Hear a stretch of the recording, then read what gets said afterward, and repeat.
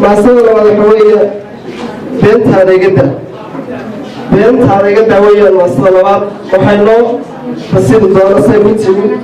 سيدي تيما وكلام كل رسولنا وحين أبوان ما صدر كل يوم واحد راعس عمان صدر فلان هاي دين ترى وقف لقص وجهي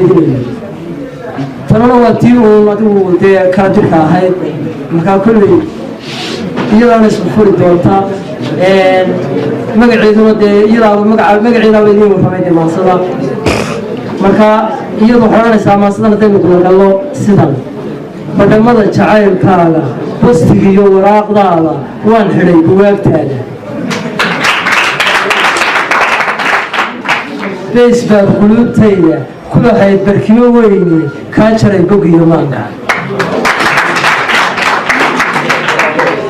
wadnahayga baashiisa goortaan bayaan sheego dhigahaad bannayn layde wuu buray jacaylkaaga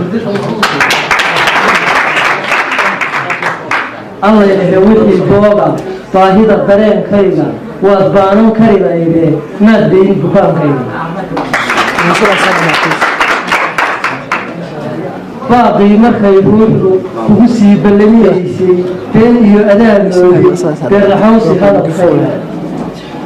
maalmaha buluudkaagu burjigaagu weynaaye kol haddaan basaas liitay kaa boodi ruuxday anigoo bu'di iyo aragga kaa dhigay bikaacayga mar haddaad bir ii quudhay baayoy ku odhan maayo anigoo bacraminaya beertii jacaylkeenna sowtaad bannaynaysay dhaxantiiyo ba'aygoo dhan barashada jacaylkaaga beesaad ka raacdaaye ciisaha adaa baajiye maantana baroortaadan baryadaadan joogtaysan baaqa iyo hadalkaagu badankayga dhibi maayo bogga iyo haddaad taagay wadnahayga baashiisa beri baan danaynayay buriga iyo jaahaaga boholyowga ruuxdaydu beerqaadka weedhaada ka baskootay nabarkiiye beentaada iga daashay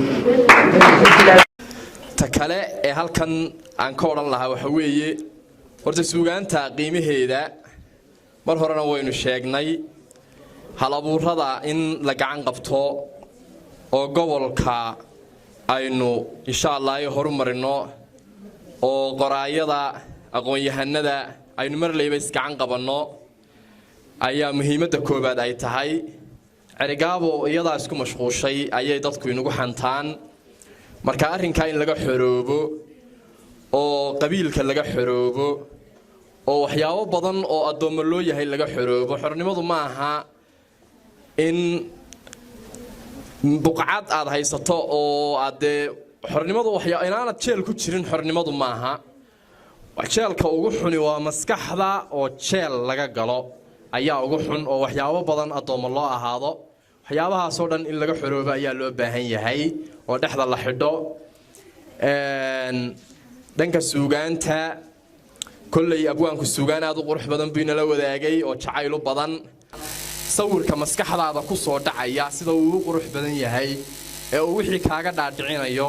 ee uu jawi ka bedelan jawigan aad imika ku jirto ku dhaxgeynayo ayaa la yiraahdaa hibo talent wa natural ability waxa weeye awood rabbaani ah ayaynu oran karnaa humaagiyo fara badan ayaan ku arkay maansada abwaanka marka kullay waqtigu waa inagu gaaban yahay in doorana waa la fadhiyay wala